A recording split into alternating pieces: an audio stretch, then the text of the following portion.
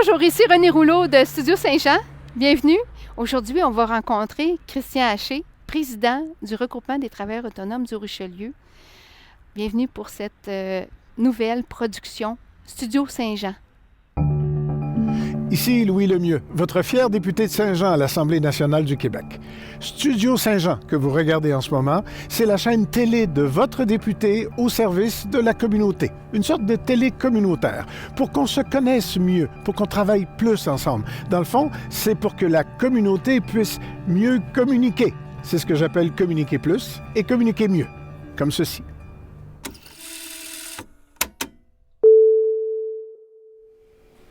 Bonjour Christian. Bonjour René. Contente de te voir. Comme ça, tu es président du regroupement des travailleurs autonomes Du Haut-Richelieu. du Haut-Richelieu. Oui. Depuis 2012. Depuis 2012. Exactement, oui. Et j'ai été trésorier avant ça, pendant 4 ans. Et c'est ça, je veux dire, ça fait quand même quelques temps que je suis avec le regroupement. J'étais membre avant, depuis les années 2001-2002, si je me rappelle bien, que je suis venu dans les premiers déjeuners. Donc, ça fait quand même un bon bout de temps que le regroupement existe quand même. Puis, il y a eu une activité la semaine passée. Oui, à Terre à boire. Ça a été vraiment une journée fantastique, une soirée, c'est un 5 à 7, où est-ce qu'on a eu plein de monde, tout le monde était joyeux, la bière était quand même très bonne. Puis c'est ça, je veux dire, ça a été vraiment intéressant. On aurait dit que les travailleurs autonomes, ça faisait longtemps qu'ils ne s'étaient pas vus. Tout à fait, oui. Le monde était vraiment content de s'être rencontrés, puis puis de festoyer ensemble. Écoute, ça faisait... on s'était vu un petit peu en 2021, mais quasiment pas. Fait que non, pas plusieurs, c'était vraiment la sortie de la boulamite, comme on dit. Mais oui, la pandémie oblige, j'imagine. La pandémie. Terrible. Puis pour les travailleurs autonomes, ça a été vraiment une période très difficile pour plusieurs. De faire du travail à partir de la maison, c'est pas ça qui était le problème. C'est que tu ne pouvais pas rencontrer, socialiser, tu ne pouvais pas... quand tu as des rencontres avec des clients et que tu es obligé de tout faire en Zoom, c'était pas évident. Vraiment pas évident. Qu'est-ce que c'est que le travail... qu'est-ce qui distingue le travailleur autonome des autres, comme une entreprise, par exemple? Je sais qu'il y a la chambre de commerce qui existe déjà. Le regroupement des travailleurs autonomes, c'est comme une petite chambre de commerce. Comment ça fonctionne? C'est pas une chambre de commerce. On n'est pas là pour réunir des entreprises. On est là pour réunir les humains qui sont travailleurs autonomes et qui font du travail de chez eux ou de leur bureau ou de leur entreprise. Un travailleur autonome, c'est tellement large. Tu as des gens en finance comme moi, qui ont leur bureau, qui ont des employés. Pas beaucoup, quand même quelques-uns. Tu en as d'autres que c'était des restaurateurs, des gens dans les médecines douces. Tu as des comptables. On a eu des notaires. Enfin, de toutes les sphères. Mais qui ne sont pas des entreprises de 25-30 personnes. Qui sont vraiment des travailleurs autonomes. C'est ça les termes. Des micro-entreprises. Il y a des micro-entreprises, il y a des entreprises, une petite affaire plus grosse, mais non, en général, le travailleur autonome, c'est un petit peu ça. C'est d'être vraiment autonome et de travailler à son compte. J'imagine qu'il y en a de plus en plus des travailleurs autonomes suite à la pandémie. Ça a dû avoir eu un effet sur la volonté d'être son propre patron, puisque les gens ont appris à travailler de la maison. Est-ce que tu penses que ça va avoir une incidence?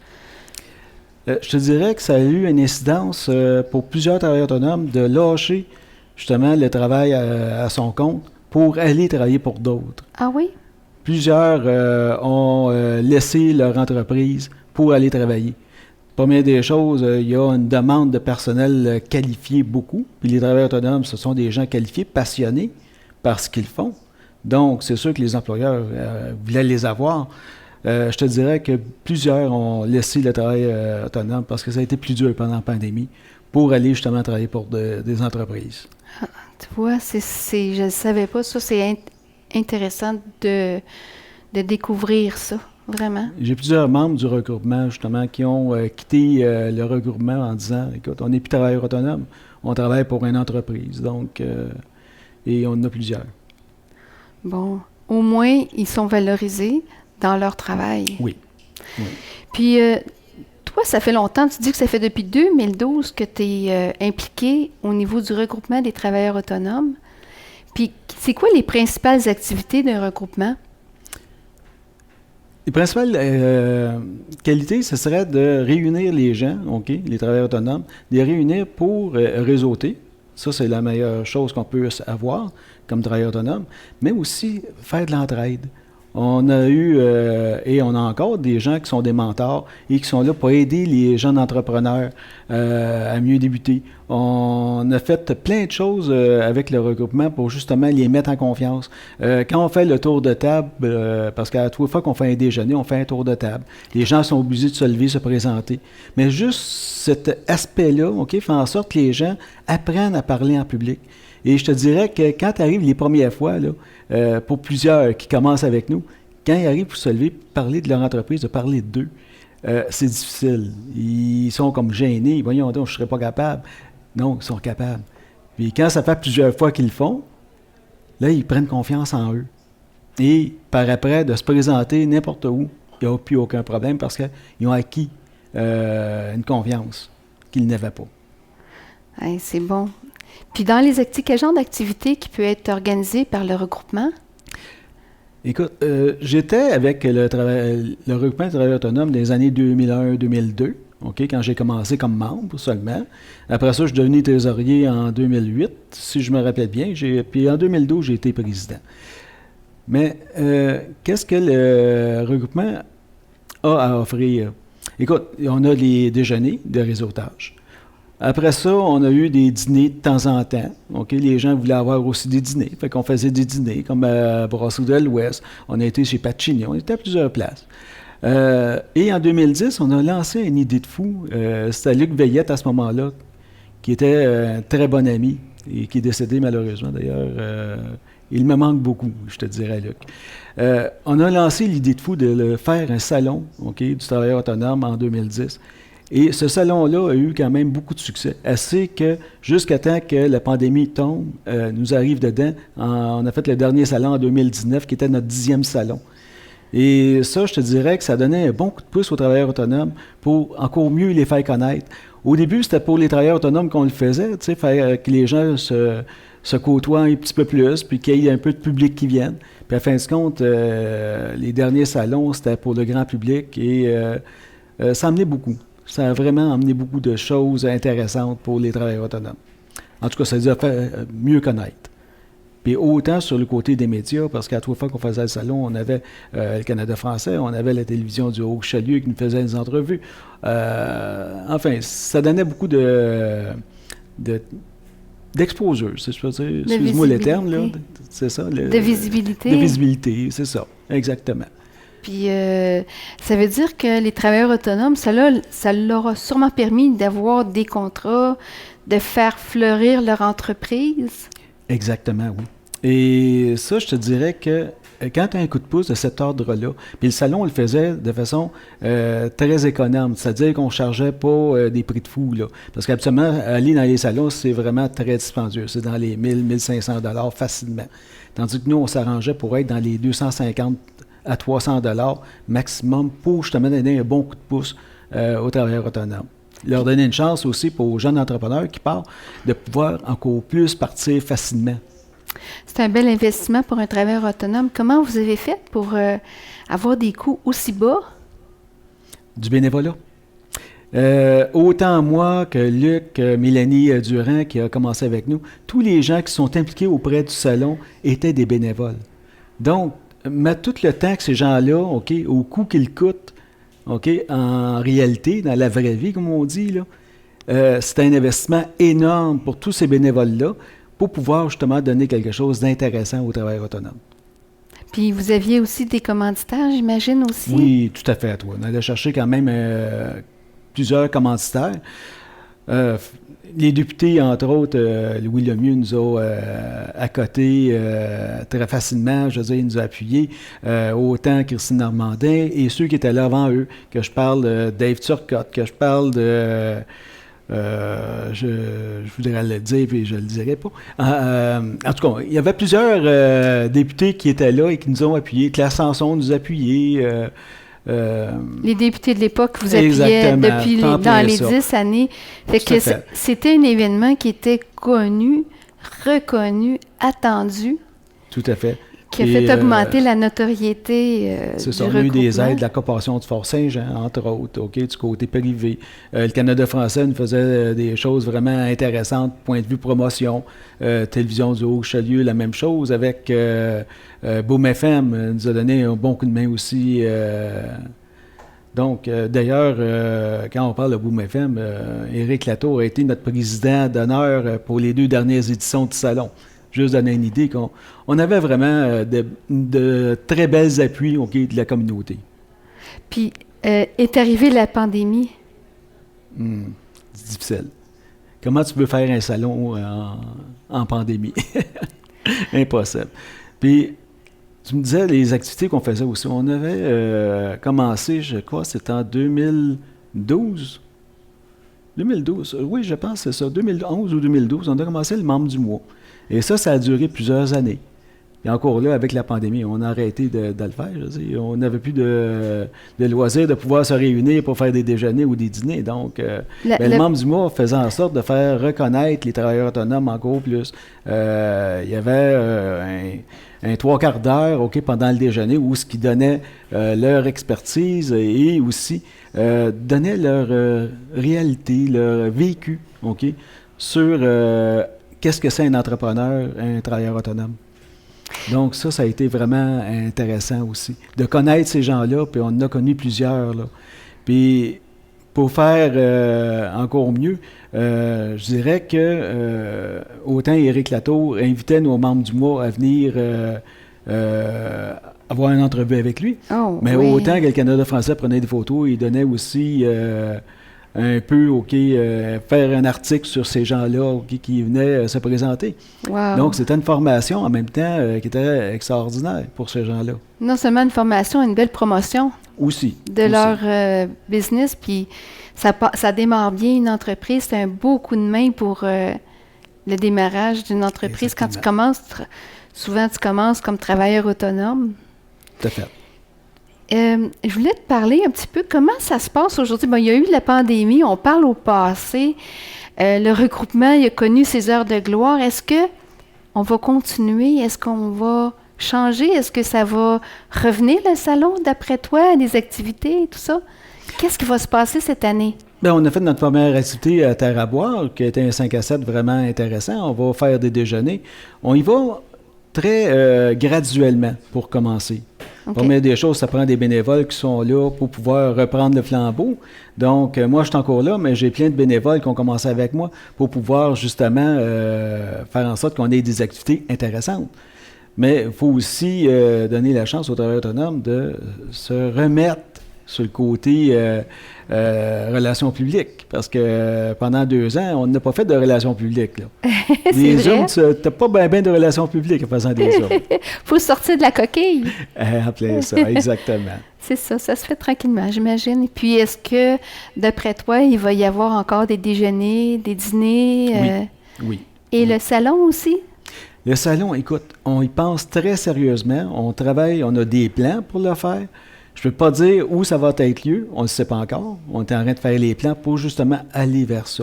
Parce qu'on s'est aperçu, écoute, on a fait 10 éditions, puis les 10 éditions ont été quand même des succès. Oui. Donc, on voit qu'il y a un besoin. Sous quelle forme qu'on va le faire, on ne le sait pas encore. Mais si on commence à faire un salon et qu'ils font encore un confinement ou autre, ça risque de donner des difficultés, mettons, au regroupement. Fait que c'est pour ça qu'on va y aller vraiment graduellement. Okay. Mais je te dirais qu'à l'automne, au mois d'octobre, comme qu'on les faisait d'ailleurs à tous les années, c'était au mois d'octobre-novembre qu'on faisait le salon. C'était une date qui était vraiment intéressante. Tout de suite après l'été, le retour à l'école, avant les fêtes. Donc, ça donnait quelque chose là, vraiment correct pour avoir un achalandage intéressant, autant des visiteurs, mais autant pour aussi les exposants. Wow. Puis maintenant que... c'est quoi que je voulais dire, donc? Est-ce que il y a combien de membres qui sont actuellement actifs? Est-ce que vous avez perdu des membres à cause de la pandémie? Comptez-vous reprendre le membership? Puis comment ça coûte pour être membre? C'est quoi les avantages d'être membre? C'est très simple. Oui, on a perdu beaucoup de membres. Comme je te disais tantôt, il y en a plusieurs qui ont retourné sur le marché du travail comme employés et non plus comme travailleurs autonomes. Un. De deux, il y en a plusieurs qui l'ont trouvé vraiment dur et qui ne sont pas prêts encore à refaire des démarches. Présentement, on a à peu près 25 membres actifs. D'accord? On en a déjà eu jusqu'à 150, 200 dans les bonnes années. Quand j'ai débuté avec le regroupement, on était à peu près 25. Fait que, on est comme revenu au début, mettons, on a des gens qui sont là et qui viennent parce qu'ils ont du plaisir à se réunir, mais surtout qui ont aussi des compétences intéressantes à proposer aux autres membres. Les réseautages, c'est un petit peu ça. OK. Parce que quand on a des clients qui veulent avoir quelqu'un qui fait de la comptabilité, on a un comptable qui est avec nous. J'ai quelqu'un d'autre qui a besoin de médecine douce ou de graphiste. On a une graphiste. On a toutes les compétences qu'il faut pour servir les gens. Puis quand on se réunit ensemble, on peut mieux référer aussi. Oui, parce que j'imagine qu'on se fait un peu des amis, puis la relation de confiance s'établit. Tout à fait. Entre les membres, puis après ça, j'imagine qu'il y a les gens se réfèrent les uns puis les autres. Hey, je connais quelqu'un qui est capable de faire ça. Exactement. Puis il n'y a pas juste une question de référence, c'est une question, comme tu l'as dit tantôt, de confiance. Quand tu connais la personne, tu sais comment est-ce qu'elle travaille, mais c'est beaucoup plus facile de dire « Ah, moi, te référer ». Quand c'est une obligation de référer, OK, parce que tu es dans un groupe, il y a du réseautage, OK, organisé, qui coûte assez cher, et qui t'oblige à donner des références à tous les semaines. Fait que quand tu connais pas vraiment la personne, tu as jasé 2-3 fois, moi, je ne suis pas porté à référer quelqu'un que je ne connais pas. Je vais référer quelqu'un parce que je sais qu'il va être bien servi, puis je le prendrai pour moi-même aussi pour les mêmes services. Parce que je ne peux pas référer quelqu'un si moi-même, je n'ai pas confiance. Puis, si il y a des travailleurs autonomes qui nous écoutent en ce moment, puis qui seraient intéressés, est-ce que c'est dispendieux? Comment ça coûte? Écoute, justement, je te parlais tantôt que c'était dispendieux dans plusieurs réseaux de référencement. Nous, c'est 50 $ par année. Il y a des gens qui nous disent c'est dispendieux, il y en a d'autres qui disent mais non, t'es pas assez cher, ça n'a pas d'allure. Mais on a été très longtemps où ce qu'on chargeait, OK, 2 $ par mois, 24 $. Après ça, on a chargé 30 $, puis là, on a passé à 50 $ là, 2 ans et demi. 2018 qu'on a changé à 50 $. Depuis 2018, quand même. Exactement. Puis on ne pense pas à augmenter. À moins d'offrir des services supplémentaires, là, ce sera à voir avec le conseil d'administration. Je ne suis pas tout seul là-dedans. On est plusieurs là, qui décident. Donc, mais le regroupement, pour le coût que ça donne, OK, à 50 $ par année, tu as un cercle de référencement que tu bâtis avec des gens de confiance. Tu as aussi de la visibilité, parce qu'on a un site web où on met en vedette nos membres. On a notre Facebook, Facebook du regroupement comme groupe est très actif, ainsi que on a un site regroupement travailleurs autonomes sur Facebook, qui lui est plus le côté visibilité du regroupement. Mais le groupe en tant que tel, lui, c'est vraiment que les gens peuvent interchanger ensemble puis réagir sur des publications ou autres.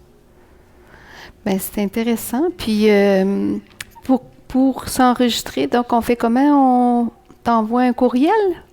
Ça peut être un courriel, rthr2001@gmail.com. Ah, tu vas répéter ça, parce que RTH, là. C'est R comme pour regroupement. RTAHR. Regroupement des travailleurs autonomes du Haut-Richelieu, 2001. 2001. C'est ça. @gmail.com. OK. Puis sur notre Facebook, on a le formulaire qui est en ligne sur Facebook. Donc, les gens peuvent aller remplir l'adhésion au regroupement. Donc, c'est très facile. Puis, le paiement se fait par Interac ou par PayPal. Puis, toutes les suggestions sont bienvenues? Tout à fait. Tout à fait. Bien, ce fut un plaisir, Christian. Merci beaucoup d'avoir accepté cette entrevue ce soir. C'est moi qui fut un plaisir de vous recevoir, vraiment, là. Merci. Merci. Alors, merci d'avoir été avec nous ce soir. C'était très agréable. On était avec Christian Haché, président du regroupement des travailleurs autonomes du Haut-Richelieu. Puis si vous avez aimé cette entrevue, posez des likes, partagez-le. Si vous connaissez des travailleurs autonomes qui souhaitent se joindre au regroupement, proposez-leur d'aller faire un petit tour sur Facebook. Ça fut un plaisir. À la prochaine.